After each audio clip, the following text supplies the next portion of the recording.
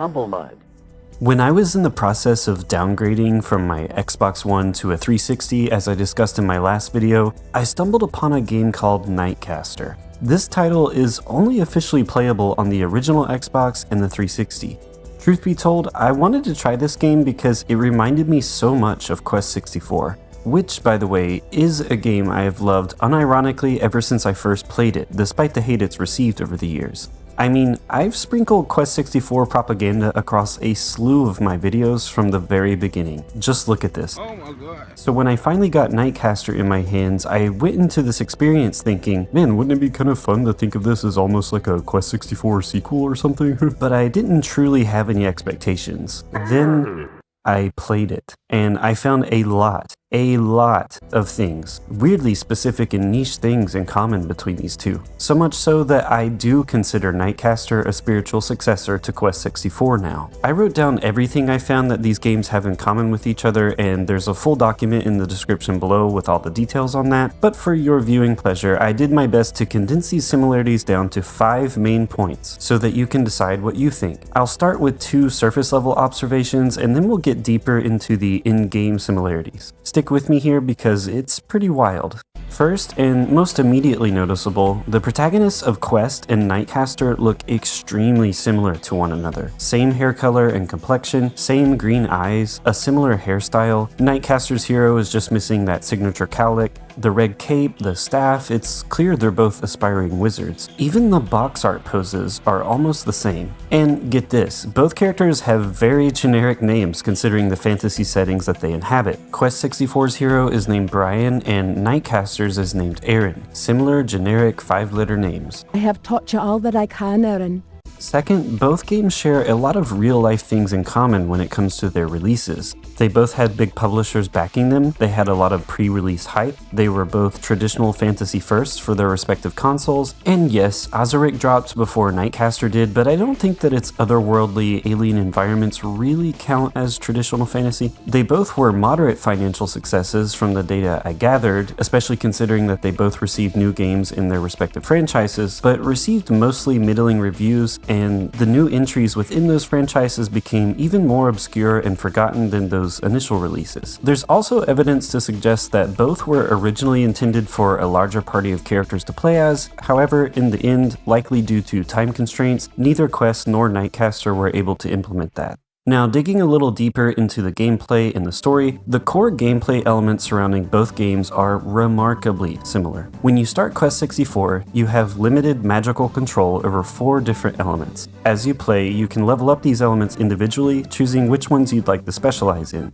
You level up these elements either through natural progression of the game or by finding elemental spirits littered across the map. Starting up NightCaster, you'll find that Aaron also has limited magical control over 4 different elements. You can level up and specialize in these individual elements as you so choose, and you do so either through, you guessed it, natural progression of the game or by finding mana balls littered across the map. I think I like the term elemental spirits better, but I digress. Mana ball. Mana balls. And now the story. Both games involve a tale of a young mage apprentice venturing out to defeat a great unknown evil that spreads seeds of destruction and darkness among their lands. In both NightCaster and Quest, our young heroes are also trying to find their loved ones who went on the same quest prior to them and never returned. Both games have decidedly Celtic leanings when it comes to their storytelling, world designs, and aesthetics. They both revolve heavily around ancient spellbooks, the Eltel book being central to the plot of Quest 64, and the Book of the Orb being central to the gameplay of NightCaster. Both games require you to find 4 elemental MacGuffins along the way. Both games have a female presence that provide guidance throughout your playthrough, and I won't spoil anything, but both games do attempt an emotionally conflictive plot twist. Classic.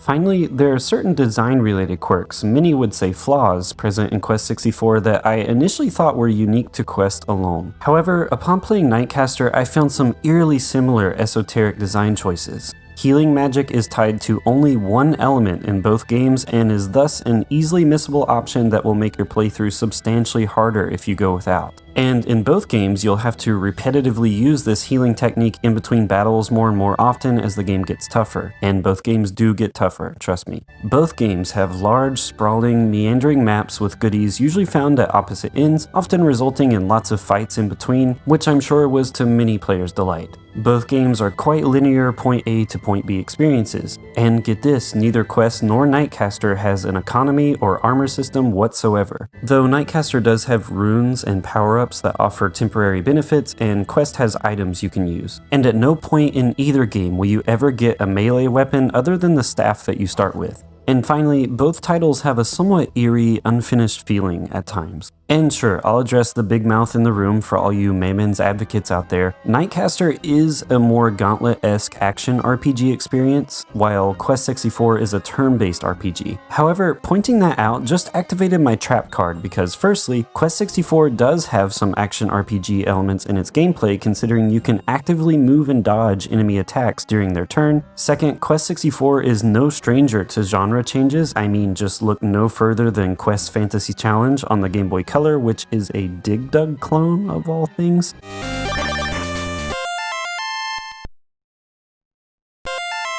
Third, there have been plenty of examples of games released over the years often considered spiritual sequels more for their stories and thematic elements rather than having the exact same gameplay. And lastly, does it hurt anyone to have this harmless fan theory about two games that are over 20 years old? Game theory! Okay, so hopefully you're invested in this theory too, and if you're a Quest fan like me, you're actually kind of hyped about trying NightCaster. Now, I'm going to share my thoughts as spoiler-free as I can on NightCaster first, and if you still want more or you're not interested in that game and just came here for my thoughts on Quest 64, I'm also going to share my spoiler-free thoughts on that game and why I've always loved it so much. I'll leave a timestamp here if you'd rather watch the part on Quest. Lastly, I'll wrap this up with some personal Quest-related stories from my childhood and teenage years, and I'll also share some other games that have similar Quest energy. First though, let's talk about NightCaster. As I mentioned earlier, this game shares a lot in common with Gauntlet, though it is mostly on the surface. You'll notice it pretty quickly because in NightCaster you'll take down hordes of endlessly spawning monsters, and only by destroying their generators can you delete them forever. Where it differs from Gauntlet though is that the enemies are all color-coded to reflect the elemental type that they are. Red is fire, blue is water, dark is purple, and light is yellow. And yeah, since this was the 6th generation, they didn't make any sort of accommodations for colorblind people. I'm sorry. You can deal significantly more damage if you switch to the corresponding element that the enemy is weak to. Fire and water do extra damage to each other, and light and dark behave similarly. However, you can eventually kill a fire-type enemy, for example, with elements that are neutral to it, like light or dark, but it won't be nearly as effective as using a water spell on them. While this is a twin-stick Gauntlet-like where you can move Aaron and the magical orb around him independently to blast away your foes, due to the fact that you're often circle strafing and running away from enemies while pelting them down from a distance, and the fact that there is a sort of resource management element here due to your limited mana pool and certain abilities being more effective for a given situation, I think you'll find that you'll actually benefit the most if you have experience with boomer shooters like Serious Sam and Doom Eternal rather than Gauntlet. The aesthetics are definitely one of my favorite things about this game. As I hinted at earlier, you'll find the world shrouded in darkness by the evil titular NightCaster with only the light from your staff guiding your way. This gives the whole game a real dark fantasy atmosphere, but I wouldn't say the game ever gets scary per se. And something that helps relieve any tension that the game might have is that when you defeat monsters in an area, peaceful wildlife like rabbits will then come back out of hiding. Aw. While not the most mind-blowing thing graphically on the original Xbox, I think that the lighting and particle effects were really quite impressive for their time, and some of the spells you can pull off in this game are an absolute light show. It's super fun to try out the higher level spells once you unlock them and unleash them upon your foes.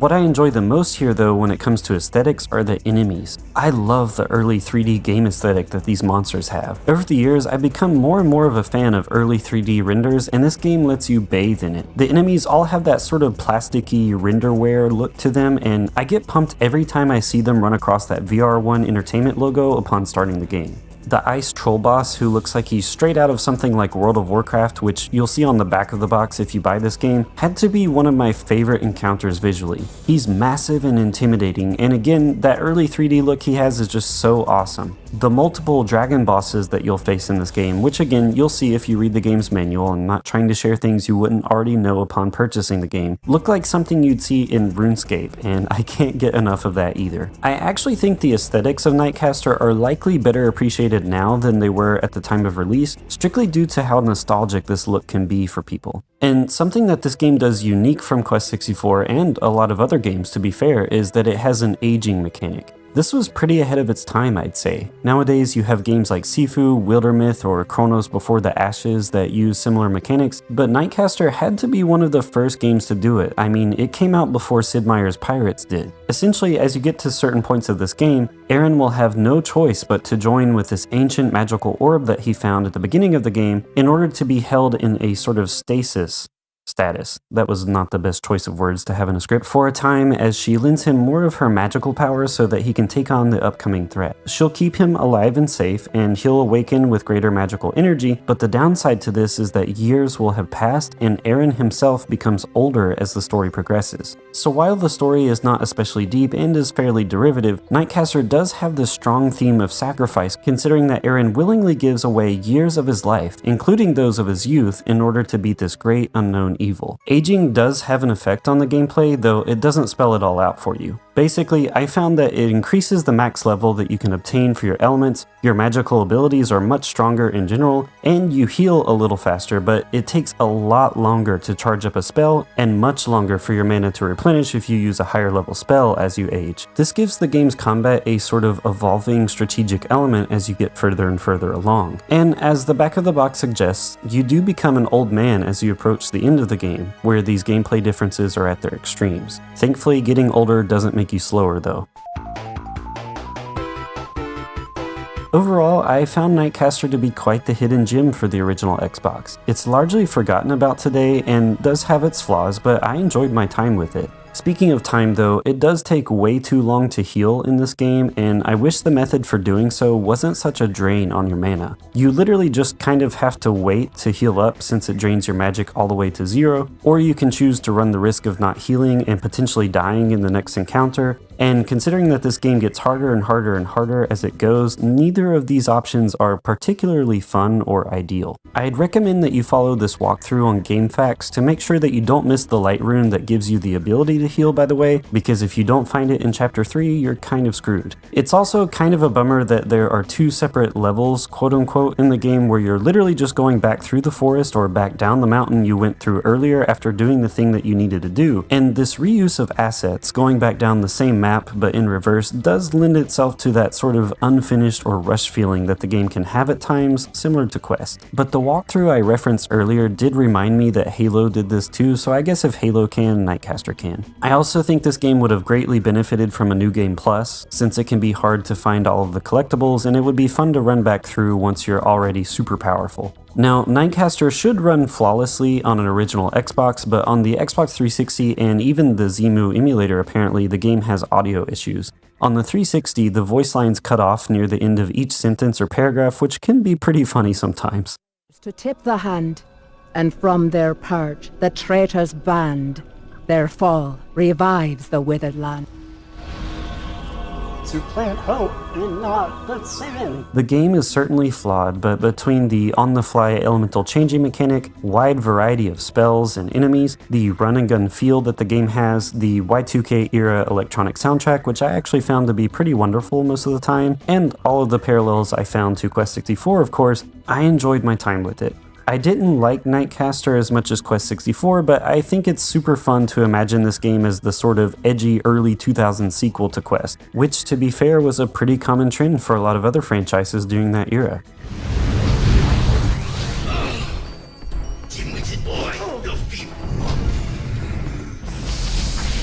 And now it's time to talk about the MVP. Let me tell you why I like Quest 64 so much. I can sum it all up by saying that Quest is a comfort food JRPG. It has all the familiar things that you would expect. Solid monster designs, towns to explore, your character getting stronger over time, and it being up to you to save the world. Just like Pokemon or Earthbound or plenty of other games in this genre, it doesn't waste too much time nor energy on the fact that you're just a kid going out on this potentially dangerous mission on your own to take down this Lovecraftian ancient god. And again, like a lot of those other games, the world of Quest 64 starts out full of whimsy and vibrancy. In fact, Quest is one of the most colorful games on the Nintendo 64, right up there with Mario and Banjo-Kazooie in my opinion, and that's something I don't think it gets enough credit for. One of the games that helped contribute to Quest 64's failure in the eyes of the public was Ocarina of Time, an unknown indie gem that was released only a few months later by this company called Nintendo. And while I'm not going to sit here and try to tell you that Quest is better than Ocarina, because it's not, put down your pitchforks, I do have to say that I personally think Quest's simple and colorful 3D geometry and locales have aged better graphically than the pre-rendered backgrounds and the more overall bland color palette of Ocarina of Time. That's part of the reason why I personally prefer Ocarina on the 3DS. From the colors, graphical style, monster designs, design of Brian himself, and the upbeat music, I just think Quest has a lot of charm that holds up well even today. I mean, just look at the little cheer he does after he wins a battle. How can you hate this kid? I mentioned earlier towards the beginning of this video that the developers Imagineer originally planned to make this a game with multiple party members, but unfortunately that didn't pan out, nor the sequel Quest 64 2, which would have seen players using an entirely new squad of heroes. That's why I'm coping and saying that NightCaster is the sequel. Quest 64 was originally intended to have 3 playable characters, and while it would have been cool to have them, as a kid this never really bothered me because the gameplay and spell variety more than made up for that. And as an adult who's gotten more acquainted with the Dragon Quest series over the years, Quest 64 reminds me a lot of that first Dragon Warrior game where you played solely as the hero from beginning to end. In fact, I'd argue that Quest 64 is probably the closest thing you can get to a fully 3D version of that original Dragon Warrior experience in a lot of respects. Where it differs from a lot of traditional JRPGs though, and again is something I don't think Quest gets nearly enough credit for, is the gameplay. There are random encounters in this game, and like a lot of old school JRPGs, the encounter rate can be fairly high, but the battles themselves are always so fun, especially as you start to learn more spells. 2 quick pro tips before I start talking about why the battle system is so awesome though. Sticking to the main road does reduce the encounter rate, and once you win a battle, Brian will always face back towards the direction he was going prior to the fight. And this was done in an effort to keep you from being disoriented. Why might you get disoriented, you ask? Well, like Chrono Trigger or Parasite Eve, the battles in Quest 64 take place right on the area that you're walking through, rather than in a separate battle screen like so many other JRPGs. Also, similar to Parasite Eve, in Quest 64 you can run around freely throughout a limited section of the battlefield to properly position yourself, and you can potentially dodge enemy attacks when it's their turn due to this free movement mechanic. Positioning yourself properly for both offense and defense is thus important in both games. For example, if you get too close or too far away from an enemy, the spell you cast might go straight over their heads or simply not have enough reach. Another thing fairly unique to Quest, and this is something you're more likely to see in something like Elder Scrolls rather than in JRPGs, what you actually do in this game determines what you will level up. If you want to raise your attack, you better start swinging your staff. If you want more defense or HP, you'll need to take some hits.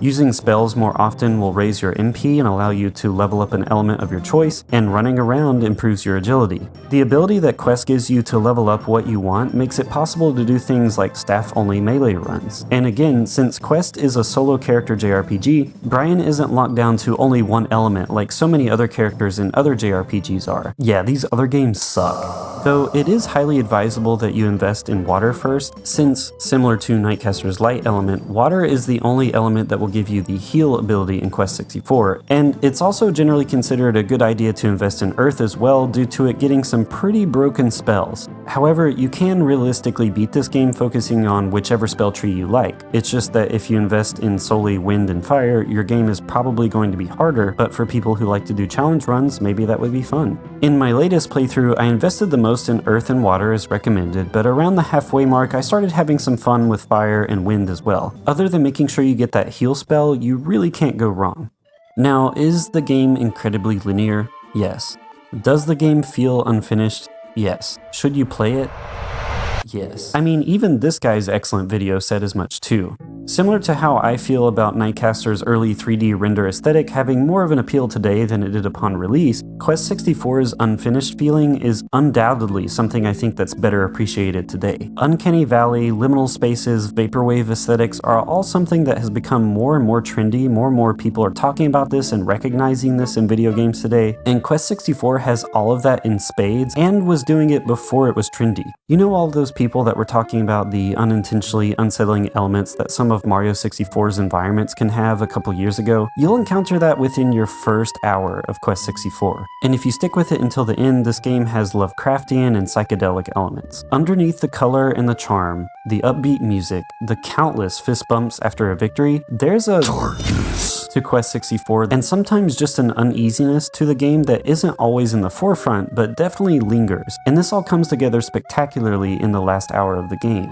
I think for a majority of the people who played through this game and look back on it though, they'll often think about those gorgeous skyboxes, some of the best on the console, the colorful windmill town, and how Brian's little cowlick actually kind of grows on you the more you play the game. And I don't mean that his cowlick actually grows like Doug Dimmadome's hat, I just mean that Brian has charm. And on that note, I'm not sure why so many people hated on his look back in the day. Seriously, Brian is just a blend of the Ni no Kuni kid and the Final Fantasy Tactics Advance kid, and I never understood all the hate that he got. Even in this article I found from The Gamer, who I know is not necessarily the most reputable, the writer negatively compared Brian to Cameron Diaz in There's Something About Mary. Well, let me ask you, Guy Dismarius, have you ever been compared to Cameron Diaz? Didn't think so. Also, I don't mind, nor do I think that you should mind, that the game has no economy or armor system to speak of. It actually sounds like a nice place to live considering how expensive everything is in the real world. Brian can hit like a truck if you constantly focus on his melee attack, and just ask yourself for a moment. If you owned a store and saw a little boy roll in who traveled miles to get here and promise you that he'd save your villages from the monsters just outside your walls, wouldn't you feel like offering him a place to rest or a free loaf of bread if he needed it? Look how tired he is. Quest 64 was a victim of having extremely high expectations put on it from the media, as well as the mounting pressure to try to release to the public prior to the landmark title that it knew was coming out right around the corner, and as a result, the game was rushed and suffered for it. It released in the wrong place at the wrong time for an underserved platform. Quest isn't a 10 out of 10 RPG, but it was certainly overhated.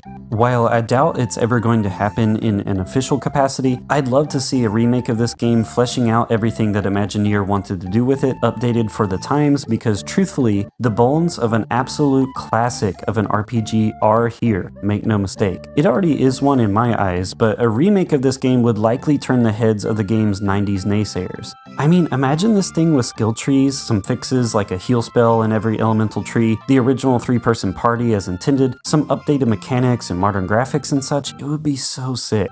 As I said though, in its current untouched state, it's not a 10 out of 10, but it's high up there in my heart and certainly not one of the worst games of all time. Hell, it's not even remotely close to the worst game on the platform. Now, while I've got you here, I also wanted to share some personal but important childhood stories about Quest 64, and I won't make this sad, I promise. My brother and I first experienced the game after winning a Nintendo 64 bundle on eBay. It arrived with 20 games from what I remember, a couple controllers, and we later would go on to buy Super Smash Bros. We didn't know that Quest 64 was hated, and I can tell you now that at the time that we got it, around 2000, 2001 or so, at that age, out of those original 20 games we got, Quest was among Mario, Donkey Kong, Mega Man, and Star Fox 64, as well as GoldenEye and Rocket as our favorite games on that system. We were too stupid for Ocarina of Time, Quake 2 was scary, my brother didn't really enjoy racing games like I did, and we hadn't quite realized the genius of Gauntlet just yet. But we were both into RPGs, having played Pokemon, Mario RPG, Final Fantasy Adventure, and Earthbound together by this point, and so Quest was another one of those RPGs we enjoyed together, no different from the others.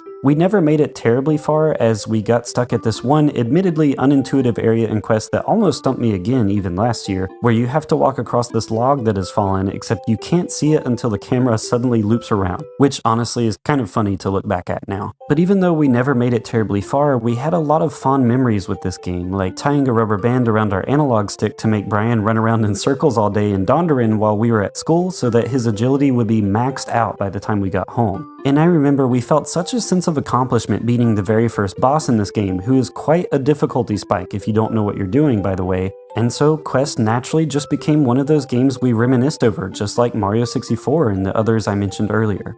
When I was in my second year of college, years later, we revisited the game again and made it much further this time, finding it just as enjoyable taking turns playing the game while the other would eat pizza or whatever as we did when we were kids. And just for this video, just for you guys, I went back and found this Facebook post from 10 years ago, where I showed off this birthday gift I got from my brother around that time. It was this big, authentic promo poster for Quest 64, and he kept it hung up in his room for ages. I'll never forget that the same day I shared that post, this guy I went to college with left a comment saying, "Why in God's name would anybody order that piece of garbage game?" It was then that I was reminded of just how hated this game was by a lot of people, and that day was also unfortunately when my brother was exposed to the hate Quest 64 often gets. My brother was upset, and I do agree that the guy didn't have to be such a jerk about it, but I explained the rather unfortunate release history behind Quest 64 so that he could better understand. Years later, especially as my brother started revisiting a lot of the Nintendo 64 stuff on the Nintendo Switch, Quest 64 naturally came up in conversation again, and we vowed to play that game together all the way through this time. Now, I'm not going to make this sad, as I said earlier, but I did lose my brother in 2024, right around the time that I started my channel. Since his passing, I bought myself a copy of Star Fox 64 and Quest 64 since those games specifically always make me think of him. I've since beaten both the original version of Star Fox 64 and the 3DS version on the 2 birthdays I've experienced without him, and I'm going to probably make it a tradition that around his birthday I'm going to beat a Star Fox game. And I'm also happy to report that I did beat Quest 64 all the way through last year as well on behalf of both of us. Playing this game made me feel connected to him, especially once I saw this blonde NPC that was originally planned to be a party member. These two look just like us when we were kids, and though Quest 64 can actually get difficult in some spots, it was overall a breezy, lighthearted, and memorable experience that I think I needed. And I do think that had he been there with me through the end credits, he'd have said that the game was great too. I personally emulated this game on my PlayStation Vita since I was on the go a lot at the time, which had the added feature, if you could call it that, of the frame rate improving once you beat an enemy, which I found oddly motivating the more and more I played the game. If I was surrounded by enemies, the frames would drop super low, and then as I defeated them, you could watch the frames and the speed of the music improve drastically with each enemy that was defeated. Now, this isn't a thing in the actual game, or if you emulate it on a more powerful system, but I just thought it was a funny thing worth sharing that did actually add to that experience for me.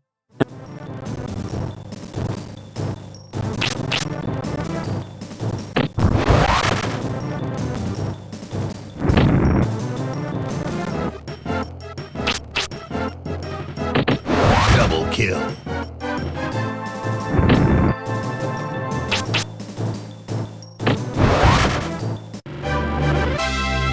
And before I close this thing out, I just wanted to share some other games that give similar Quest 64 vibes. These are comfort games for sure, and some even have similar thematic elements. Of course, NightCaster and Dragon Warrior I've already mentioned, but I also played through and beat Lucienne's Quest this year. This was the first and only traditional turn-based JRPG for the 3DO, and while nowadays it's an expensive collector's item because of that fact, it's thankfully very easy to emulate. Like Quest 64, this is a turn-based RPG with a unique gameplay twist, and your main protagonist is also chasing after her father figure mentor who went off to fight the big bad first. Now, I'd highly recommend that you play the original 3DO version, as the game's Sega Saturn port called Sword and Sorcery is just not as good, trust me.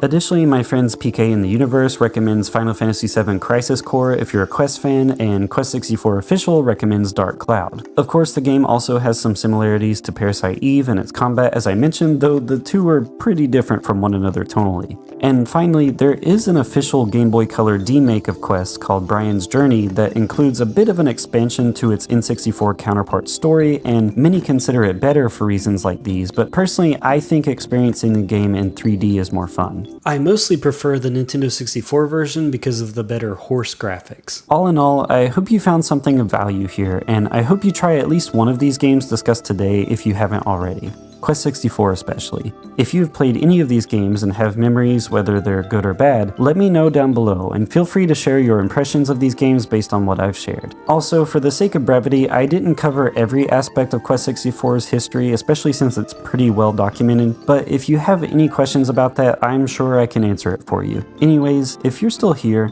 thanks so much for watching, and as always, stay humble.